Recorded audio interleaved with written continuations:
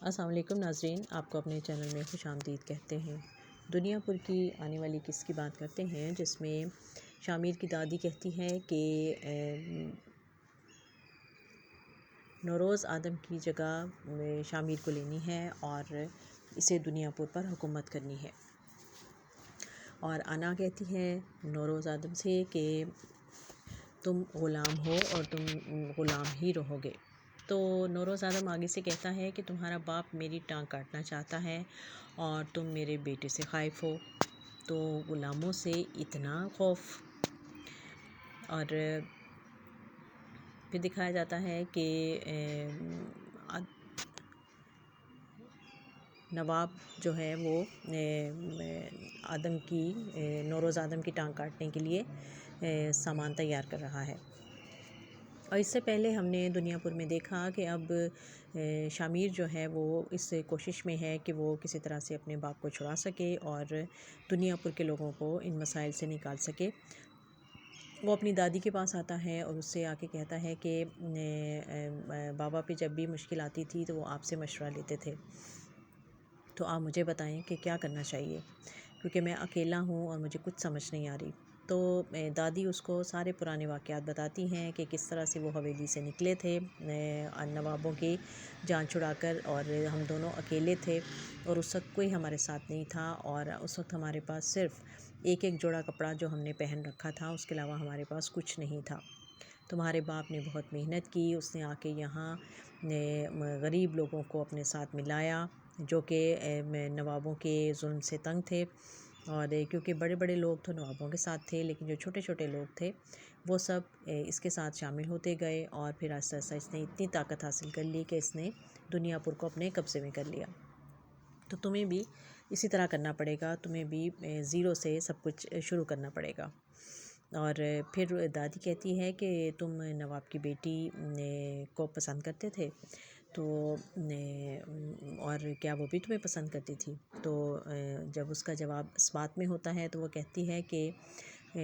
تم وہی کام کر سکتے ہو جو نواب کی بیٹی نے تمہارے ساتھ کیا تھا، تم وہی کام اس سے بھی کر سکتے ہو، اور یہ تمہارا شارٹ کٹ ہوگا، اس طرح تم جلدی سے آسانی سے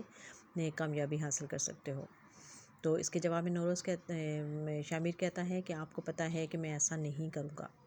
تو دادی کہتی ہے کہ ہاں مجھے اندازہ تو ہے۔ تو پھر اسے کہتی ہے کہ میں تو تمہیں مشورہ ہی دے سکتی تھی، اب آگے ماننا نہ ماننا تمہاری ذمہ داری ہے، تمہاری مرضی ہے۔ اور پھر جب سمیر جو ہے پولیس جو تھانے کا SHO تھا، سمیر وہ اپنے ملازمت سے استعفیٰ دے دیتا ہے اور وہ اس کے پاس آتا ہے، اپنی بیوی بچوں کو کینیڈا بھجوا دیتا ہے، اور وہ شامیر کے پاس آتا ہے، اس سے کہتا ہے کہ اب میں تمہارا ساتھ دینا چاہتا ہوں، کیونکہ نوروز آدم نے میرا بہت ساتھ دیا تھا اور میں اس کو بچانے کے لیے تمہاری مدد کرنا چاہتا ہوں۔ اور پھر دونوں مل کے سوچتے ہیں کہ اب ہمیں آگے کیا کرنا چاہیے۔ تو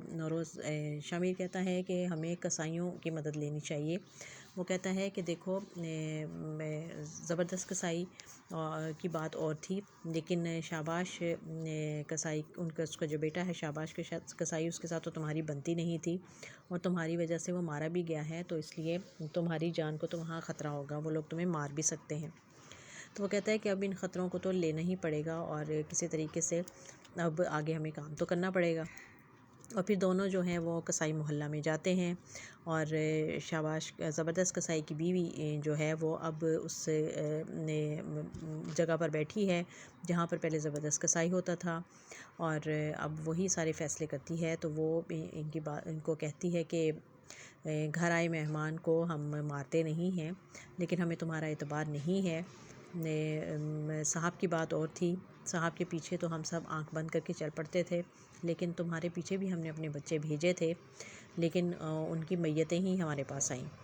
تو یہ وہاں سے یہ کہتا ہوا اٹھ جاتا ہے کہ ٹھیک ہے، میں سمجھتا ہوں اب مجھ سے غلطی ہوئی اور میں معافی بھی چاہتا ہوں، لیکن کوئی بھی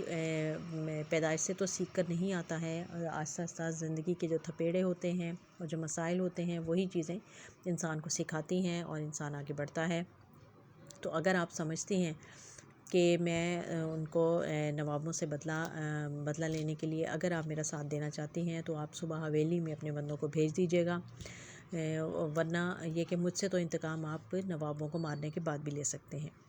اور پھر وہاں سے چلا آتا ہے۔ تو اب دیکھنا یہ ہے کہ کیا قصائی، زبردست قصائی کی جو آنے والے جو باقی نسل ہے وہ اس کا ساتھ دینے کے لیے تیار ہوگی یا نہیں، اور شامیر کے جو ارادے ہیں کیا وہ اپنے ارادوں میں کامیاب ہوگا اور وہ اپنے باپ کو بچا پائے گا۔ کیونکہ ادھر جو نواب ہے وہ آتا ہے نوروز آدم کے پاس اور اسے پوچھتا ہے کہ کیا حال ہے، کیسے ہو، کہیں خاطر میں کمی تو نہیں آئی۔ وہ کہتا ہے کہ تم میری خاطر میں کیا کمی لاؤ گے، اور پھر وہ کہتا ہے کہ میں تمہیں ماروں گا نہیں، بلکہ میں تمہاری تھوڑی تھوڑی کر کے تمہاری جان لوں گا۔ اور اب اس طرح سے یہ انتقام جو ہے، انتقام کی آگ چل رہی ہے، یہ جنگ جاری ہے۔ اس میں کس کی فتح ہوگی، کس کی شکست ہوگی، بہت ہی دلچسپ انداز میں اور اچھی اور بڑی محنت کے ساتھ یہ ڈرامہ تیار کیا گیا ہے۔ سب اداکار جو ہیں بڑی محنت کا ثبوت دے رہے ہیں اس میں، اور رائٹر، ڈائریکٹر اور سب کی محنتوں سے، کافیوں سے ایک خوبصورت یہ ڈرامہ ہمارے سامنے بن کر آیا ہے۔ دیکھتے رہیے دنیا پور۔